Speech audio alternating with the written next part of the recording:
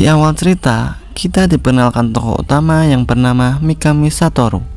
Tokoh utama tersebut mati karena menyelamatkan juniornya yang akan ditusuk pisau oleh orang jahat. Mikami Satoru lalu bereinkarnasi menjadi slime. Nah, sang slime mempunyai kemampuan unik bernama Predator. Kemampuan itu dapat mencuri kemampuan dari makhluk lain dengan cara menganalisanya di dalam tubuh. Pada saat di gua, sang slime berjalan mencari jalan keluar. Lalu dia memakan tumbuhan yang ditemuinya. Tumbuhan tersebut dianalisa oleh Petapa Agung. Setelah mengetahui tumbuhan itu mempunyai kemampuan, yaitu bisa menyembuhkan penyakit atau luka, slime lalu memakan semua tumbuhan yang ada di dalam gua tersebut. Dia juga memakan batu kristal atau biji magis karena mempunyai kekuatan. Saking semangatnya, dia sampai tenggelam ke dalam air.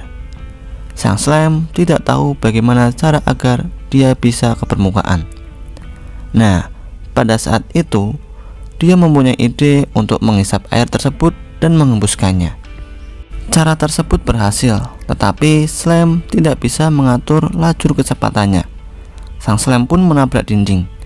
Tak disangka di balik dinding tersebut ada seekor naga yang bernama Verodora. Nah, pada saat itu slime berbicara yang kurang sopan terhadap Veldora. Lalu Veldora menyuruh slime maju ke depannya. Mengetahui slime tidak bisa melihat, Veldora membantu slime agar bisa melihat, tetapi dengan satu syarat, yaitu meluangkan waktu setiap hari untuk mengobrol kepada dirinya. Syarat itu pun diiyakan oleh slime. Nah, pada saat slime sudah bisa melihat, dia kaget karena dia berbicara dengan seekor naga yang sangat besar. Sesuai janji, slime tidak boleh pergi. Dia harus menemani mengobrol dengan Veldora. Pada saat itu, Veldora bercerita tentang dirinya yang disegel selama 300 tahun di dalam gua sendirian. Singkat cerita, sang slime dan Veldora asik mengobrol. Slime lalu mengajak Veldora untuk menjadi temannya. Tak disangka, Veldora mengiyakan dengan malu-malu kucing. Nah, pada saat itu Veldora dan slime berteman. Slime dan Veldora berpikir bagaimana mengeluarkan Veldora dari segel yang mengurungnya 300 tahun. Veldora menjelaskan bahwa umur dia tidak akan sampai 100 tahun lagi karena maginya terus berkurang setiap tahun.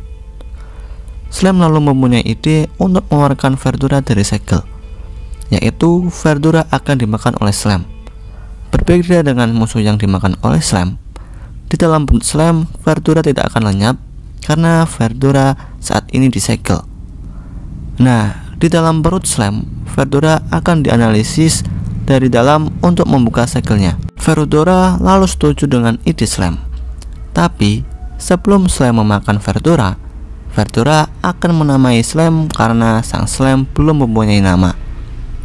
Veldora lalu menamai slime itu dengan nama Rimuru. Tiba-tiba ada perubahan yang terjadi dalam diri Rimuru. Sang slime sekarang menjadi monster bernama Rimuru. Juga boleh menamai Veldora. Nah, Rimuru menamai Veldora dengan nama Tempest.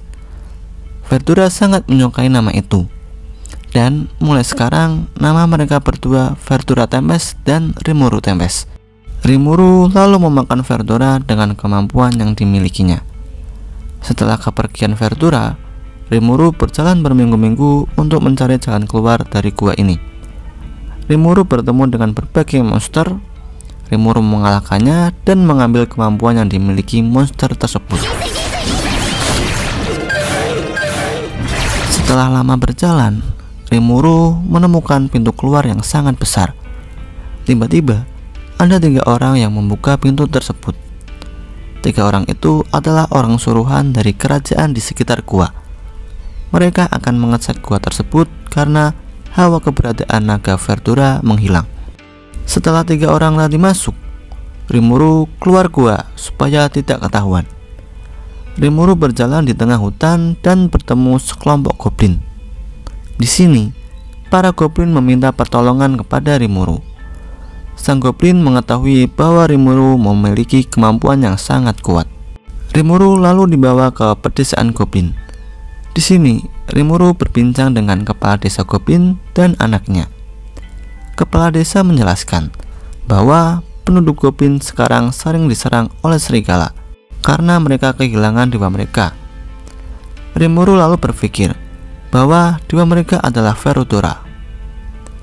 Rimuru bertanya kepada goblin di situ, kenapa dirinya harus membantu mereka? Sang goblin lalu menjelaskan bahwa hawa keberadaan Rimuru sangat kuat. Rimuru yang bingung lalu merubah pandangan untuk melihat dirinya. Ternyata hawa keberadaan Rimuru sangat kuat. Rimuru lalu menyembunyikan hawa keberadaan tersebut. Goblin menceritakan bahwa setiap mereka bertarung dengan serigala, mereka selalu kalah. Bahkan anak kepala desa menyerahkan nyawanya untuk menyelamatkan rekan-rekannya. Mereka lalu membuat negosiasi. Rimuru bertanya kepada goblin, jika dia membantu para goblin, apa yang akan didapatkan oleh Rimuru? Sang goblin lalu memberikan kesetiaan untuk Rimuru. Rimuru lalu setuju dengan negosiasi ini. Tak lama kemudian, di luar terdengar suara serigala mengaum. Para goblin ketakutan dan berlarian. Rimuru meminta para goblin untuk tenang karena di sini Rimuru akan melindungi para goblin. Rimuru lalu melihat keadaan goblin yang sakit di suatu ruangan. Rimuru lalu mencoba mengobati goblin yang sakit itu dengan ramuan tumbuhan yang ditemuinya di dalam gua. Setelah menyembuhkan goblin yang sakit, Rimuru segera membagi tugas untuk melawan serigala. Saat malam tiba, para serigala sudah siap untuk menyerang goblin. Ketua dari serigala memerintahkan bawahannya untuk menyerang, tetapi para goblin sudah menyiapkan jebakan. Melihat itu, ketua serigala sangat emosi dan menyerang maju sendirian. Rimuru dengan mudah menghentikan serangan serigala tersebut dan membunuhnya dengan cara menebas kepalanya. Setelah ketua serigala mati, Rimuru memakan serigala dan mengopi kekuatannya. Di sini, Rimuru menyuruh kawanan serigala untuk pergi dan jangan mengganggu kawanan goblin lagi. Tak disangka, para kawanan serigala malah ingin mengikuti Rimuru. Keesokan harinya, Rimuru menyuruh para goblin dan serigala untuk berpasangan karena jumlah mereka hampir sama. Rimuru lalu akan memberikan nama kepada para goblin dan serigala. Mendengar hal itu, para goblin sangat senang akan dikasih nama oleh Rimuru. Setelah selesai menamai goblin, Rimuru lalu menamai serigala. Tapi saat baru saja menamai satu serigala, Rimuru tiba-tiba meleleh. Rimuru tidak bisa bangun selama 3 hari karena magi dia habis. Setelah 3 hari, Rimuru bangun dan kaget melihat goblin yang ada di sekitarnya. Mereka tampak berbeda dari sebelumnya. Ternyata, ketika Rimuru memberi nama kepada monster, mereka akan berubah menjadi monster bernama, atau bisa disebut mereka akan naik 1 tingkat di atas monster yang lain. Ketika Rimuru sedang berada di luar ruangan bersama Rangga, dia bertanya kepada Rangga, kenapa semua serigala berevolusi, sedangkan dirinya hanya baru saja menamai 1 serigala? Rangga lalu menjawab bahwa semua serigala itu saling terhubung.